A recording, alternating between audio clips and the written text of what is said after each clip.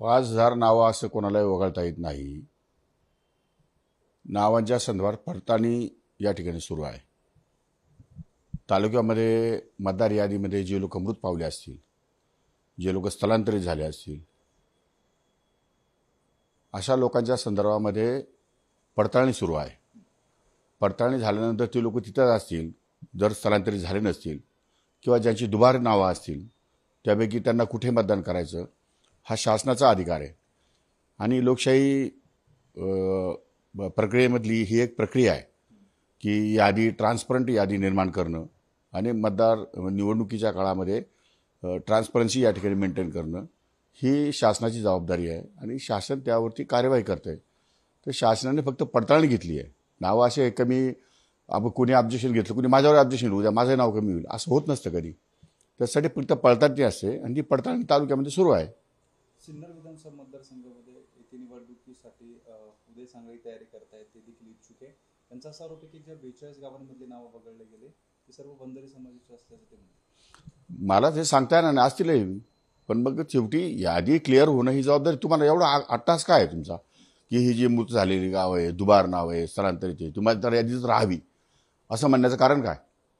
तुमच्या निवडणुकीचं भांडवल काय आहे? तुम्ही काय सामाजिक याच्यावर निवडणूक पाहत आहे का?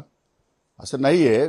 यादी अतिशय ट्रान्सपरंट राहावी, प्रत्येक मतदाराला मतदानाचा हक्क बजावता यावा आणि 2-2 ठिकाणी मतदान करता येऊ नये त्याला, किंवा या ठिकाणी यादीमध्ये जी नावं अनवॉन्टेड आहे, जी नावं या ठिकाणी म्हणजे मृत पावलेली व्यक्ती आहेत त्यांची नावं कमी व्हावी एवढाच उद्देश आहे। कारण तुम्हाला बोगस मतदान करता येणार नाही, हाच त्या पाठीमागचा उद्देश असावा।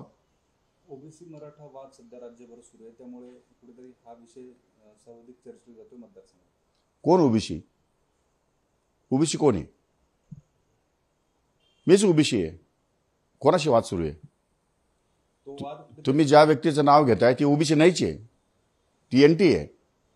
त्यामुळे ओबीसी एनटी यांच्यातला फरक त्यांना अजून कळला नाही किंवा जनतेला कळला नाही असं नाही आहे। ओबीसी मी आहे, मराठा मीच आहे, त्यामुळे वादाचा प्रश्नच येत नाही। वाद काही लोकांनी जाणीवपूर्वक निर्माण केलेला आहे। जाणीवपूर्वक ते वाद निर्माण करून आपला फायदा होतो की नाही हा पाहण्याचा प्रयत्न आहे।